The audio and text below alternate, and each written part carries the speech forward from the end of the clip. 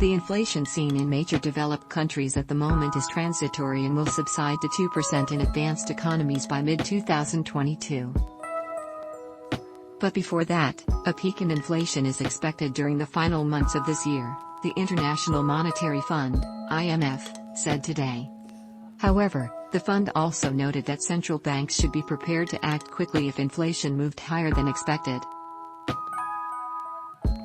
It made it clear that inflation risks are skewed to the upside in the US in particular, while inflation dynamics in Japan and the euro area remain weak. In settings where inflation is rising amid still subdued employment rates and risks of expectations to anchoring are becoming concrete, Moneda.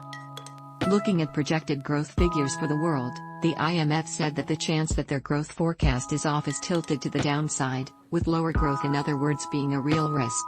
Among the countries that had their growth forecasts cut, the estimated growth in the US was cut by a full percentage point to 6%, with supply constraints cited as the main reason. For next year, the forecast was lifted from 4.9% to 5.2%.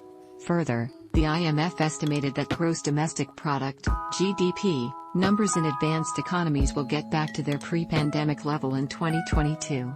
For 2024, the fund said the level could even be exceeded by 0.9%. Lastly, the fund, led by Bulgarian economist Kristalina Georgieva, stressed that currently stretched asset valuations meant that investor sentiment in financial markets could shift quickly.